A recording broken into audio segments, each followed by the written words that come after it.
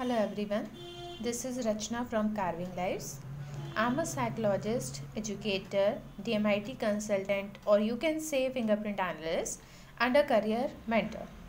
Carving Lives is a platform where I try to support you to live a peaceful and happy life जो हर इंसान जीना चाहता है. आज का टॉपिक है how to manage your anxiety. और आप अगर कभी भी एंशियस होते हैं तो आप अपने उस सिचुएशन में खुद को कैसे मैनेज कर सकते हैं, कैसे हैंडल कर सकते हैं. तो उसमें सबसे पहले मैं आपको बताना चाहूँगी कि are you feeling anxious right now. कैसे आपको पता चलता है कि आप एंशियस हो रहे हैं, क्योंकि कुछ लोगों को समझ में नहीं आता कि उनको घबराहट क्यों हो रही है, या उनके साथ बीपी का इशू है, या वो किसी चीज़ को लेके एंशियस हो रहे हैं.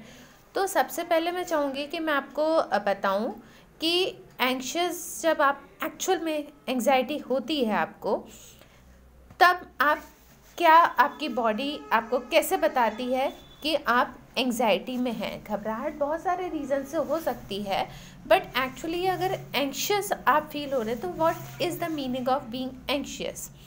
अगर आपको अपनी सांसें बहुत तेज़ चलती हुई लग रही हैं, या आपको लगता है कि आप सांस नहीं ले पा रहे हो, अजीब सी घुटन होती है, आप उस चीज़ को एक्सप्लेन नहीं कर सकते बहुत अच्छे से, बट हाँ आप उसे महसूस कर सकते हो.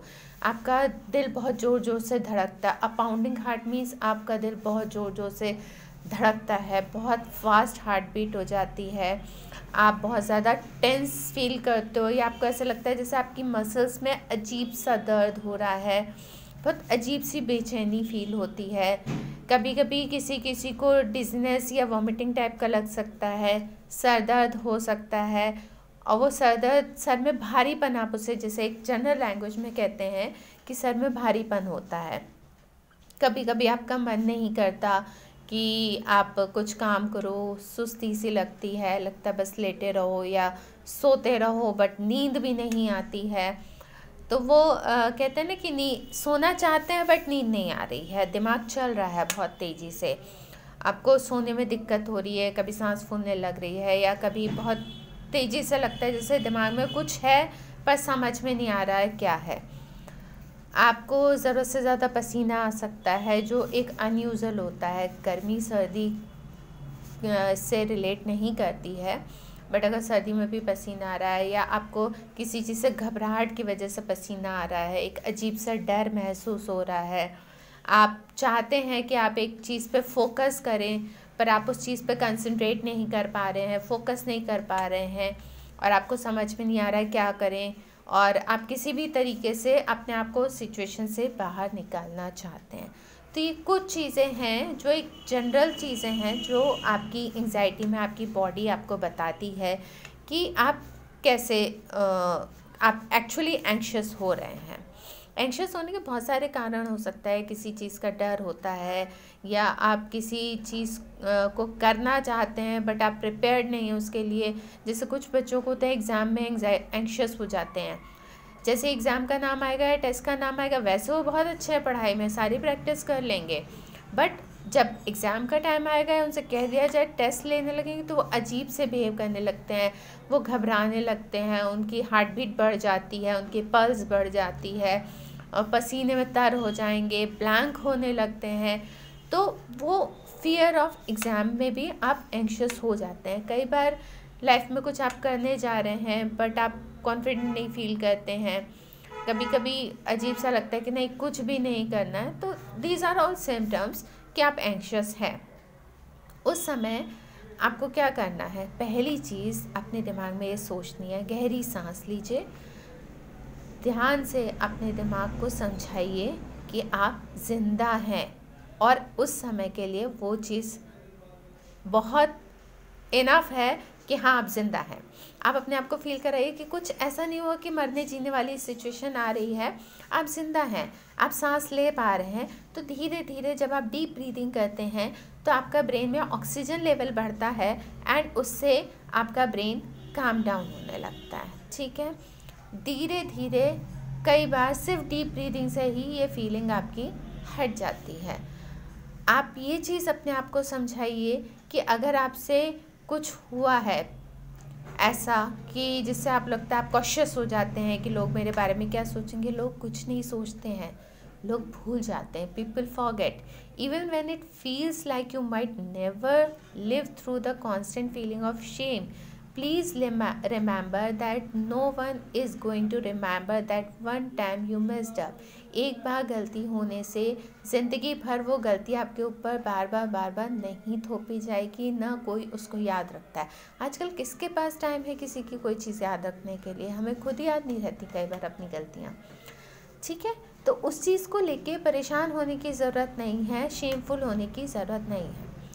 आई understand that it feels like you are trapped but you are going to find out way out just like you always do. मतलब अगर आपको लगता है कि आप कहीं फंस गए हैं, आप कहीं किसी चीज़ में ट्रैप हो रहे हैं, बंध रहे हैं, चक्रव्यूह टाइप का आपको फील हो रहा है, आपको लगता है कोई भी आपका साथ नहीं दे रहा और आप घबराने लगते हैं, काम डाउन, डीप ब्रीदिंग कीजिए, धीरे धीरे धीरे धीरे। और भी तरीके हैं जिससे आप अपने आप को इस ट्रैप से बाहर निकाल सकते हैं, इस फीलिंग को अपने अंदर से हटा सकते हैं। ये धीरे धीरे जैसे हमेशा गई है, पहले भी रहा है, ऐसा नहीं कि एंग्जाइटी एक ही बार होती है, कई बार होती है, कई मोमेंट्स पे होती हैं, बट जैसे पहले ठीक हो गया था अभी भी ठीक हो जाएगा। आपकी वॉइस ज़रूरत से ज़्यादा, आपको कभी आप बात करते हो आपको लगता है मैं घबरा रहा हूँ, मेरी वॉइस थोड़ी सी फंस रही है, कहीं ऐसा तो नहीं है फम्बलिंग हो रही है, कुछ नहीं होता है। अगर आप एक अच्छी किसी ड्रेस को आप पहनते हैं, आप कॉशियस हो जाते हैं कि मैं पता नहीं इस ड्रेस में ऑकवर्ड तो नहीं लग रहा हूँ, मत होइए कॉशियस। लोग आपसे प्यार करते हैं, आपकी ड्रेस से नहीं करते हैं।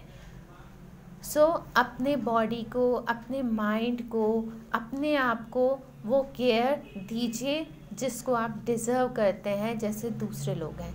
आप कुछ अलग नहीं हैं, आप अपने आप को उतनी ही केयर, उतना ही प्यार दीजिए जितना आप दूसरों को देते हैं, या दूसरे आपको लगता है कि दूसरे डिज़र्व करते हैं उस प्यार को, नहीं, आप भी उसी प्यार को, उसी रेस्पेक्ट को, उसी केयर को डिज़र्व करते हैं। क्राइंग, स्लीपिंग, कोई पर्टिकुलर एंग्जाइटी एपिसोड आपके साथ हो रहा है, एक डेडलाइन आपसे किसी काम की मिस हो गई, एक दिन आपने काम नहीं किया, आप किसी चीज़ में फ़ेल हो गए, किसी टेस्ट में फ़ेल हो गए, तो आपको बेवकूफ़ नहीं बनाता। You are not a coward, you are not a lesser person. आप भी उतने ही सही तरीके से मेहनत कर रहे हैं। बस आप, अगर आपको लगता है आपकी मेहनत में कमी है, फाइंड आउट कीजिए ना क्यों गलती हुई। थोड़ा सा सोचिए, ठंडे दिमाग से सोचिए, आपको पता चलेगा क्यों गलती हुई। उस गलती को सुधारिए ताकि अगली बार वो गलती दोबारा ना हो। एक गलती आपको बेवकूफ़ साबित नहीं कर सकती, हर इंसान से गलती होती है। और सबसे बड़ी चीज़, कहीं मैंने पढ़ा था, गलती उसी से होती है जो काम करता है। तो इसका मतलब आपको हैप्पी होना चाहिए कि एटलीस्ट यू आर वर्किंग, आप फालतू नहीं बैठे हैं। अगर आप किसी रेस में, किसी कंपटीशन में हार भी जाते हो तो एटलीस्ट यू पार्टिसिपेटेड। आप अपने आप को पेट कीजिए, आप अपने आप की तारीफ़ कीजिए कि एटलीस्ट आप उनसे बेहतर हैं जो लोग पार्टिसिपेट ही नहीं करते हैं। कभी कभी रोना अच्छा होता है, ठीक है, एक दिन मन नहीं है जगने का, थोड़ा सा सुस्ता लेना चलता है, सब चलता है। अगर एक बार कोई डेडलाइन मिस हो गई, कोई बात नहीं, आपने ट्राई तो किया। Appreciate yourself. Sometimes you need a break before you go back to reality. Take that break, rest and heal. अपने आप को एक ब्रेक दीजिए। कभी कभी काम करते करते करते करते इंसान थक जाता है, एक ब्रेक सबको चाहिए। तो कोई दिन ऐसा अगर हो गया कि आपने काम नहीं किया, that's okay. You survived 100% of your bad days. I'm proud of you. While I can't promise you 0 bad days, I know that the beautiful soul I see inside you has the strength to battle it all while still being in the kindest they can be. आपने अपने पिछले बुरे दिनों को अच्छे से निकाला है, तो आप उसके लिए खुद को शाबाशी दीजिए। ऐसा किसी की लाइफ में नहीं होता कि कोई बुरा दिन आए ही नहीं। आते हैं, बुरे दिन भी आते हैं, अच्छे दिन भी आते हैं। जब बुरा दिन है तो उसको कोई बात नहीं, स्लो करके निकाल लीजिए। अगले दिन के लिए स्ट्रेंथ इकट्ठी कीजिए अगेन दूसरी लड़ाई को लड़ने के लिए। अब ये सब चीज़ें तो हैं, ठीक है, ये अपने आप को समझाने वाली चीज़ें हैं, बट कुछ ऐसी एक्टिविटीज़ मैं आपसे शेयर करना चाहती हूँ जो आपको उस एंग्शियस टाइम में, जब आपको कुछ नहीं समझ में आता है, हाथ पैर कांपने लगते हैं, दिल धड़कने लगता है ज़ोरों से, उस समय आप क्या ऐसी एक्टिविटी करें कि आप उस एंग्जाइटी मोड से बाहर निकल सकते हैं, या उसको थोड़ी देर के लिए वहाँ से आप डिस्ट्रैक्ट हो सकते हैं, ताकि आप जल्दी और इजीली काम डाउन हो जाएं। मंडला आर्ट, मंडला आर्ट इसके लिए बहुत अच्छी है। ये आगे वैसे बहुत चीज़ों में हेल्प करता है मंडला आर्ट, पर ये उस समय आपको डिस्ट्रैक्ट करेगा अपनी परेशानी से, अपनी एंग्जाइटी से, और ये आपको इन्हेंस करेगा कि आप फोकस कर पाएँ, आपके फोकस को, आपके कंसंट्रेशन को इन्हेंस करेगा। स्क्रिबल कीजिए, अगर आपका मंडला आर्ट करने का मन नहीं है, आप ऑर्गेनाइज वे से कुछ नहीं करना चाहते, खूब सारे कलर्स उठाइए, प्लेन पेपर उठाइए, कुछ भी स्क्रिबल कीजिए, जो मन आ रहा है, आड़ा तिरछा, जैसे नर्सरी के बच्चे पेंटिंग करते हैं, कुछ भी, ठीक है, कुछ भी बनाइए, क्योंकि ये आप मास्टरपीस कहीं पे एग्जीबिशन में लगाने नहीं जा रहे हैं, ठीक है, ये आपकी एंग्जाइटी को कम करने का आपका ट्रीटमेंट है, तो इसको दवाई की तरह करिए, बस कर दिया, ठीक है। देन इसके बाद जिनको ड्राइंग में इंटरेस्ट नहीं है, कलर अवेलेबल नहीं है, go and listen to your favourite music. आधा घंटा शांति से सिर्फ एक कोने में बैठ के आप अपना फेवरेट म्यूज़िक सुनिए। अगर आप इमोशनल हो रहे हैं, इमोशनल एंग्जाइटी हो रही है, जस्ट क्लोज योर आइज़, अपने आप को उस म्यूज़िक में खो दीजिए। एंड अगर आपको रोना आ रहा है तो प्लीज़ खुल के रो लीजिए, वो आपको अपनी एंग्जाइटी को कम करने में हेल्प करेगा, उस सिचुएशन में आपकी हेल्प करेगा। एंग्जाइटी डिसऑर्डर होना कोई मजाक नहीं है, ठीक है। अगर आप इन सब चीज़ों से नहीं मैनेज कर पा रहे हैं, प्लीज़ अपने दोस्तों से, जिनको आप प्यार करते हैं, जिनसे आप कंफर्टेबल फील करते हैं, बात कीजिए, वेंट आउट कीजिए, खाली कीजिए अपने दिमाग को, उस डर को निकाल दीजिए। जब आप खाली कर देंगे तब आपका दिमाग काम करना शुरू करेगा। और इन केस अगर आप मुझसे बात करना चाहिए, जस्ट एक मैसेज कीजिए, I am always ready to help you out, these are my numbers, these are my sites, you can go and contact me. And a very very very special thank you to all of you to listen to this video. I hope it will help you out, and if this you find it helpful for you, please like, subscribe and share my channel. Thanks a lot from Rachna Masan from Carving Lives. Thank you so much. We will meet soon again. Thanks a lot.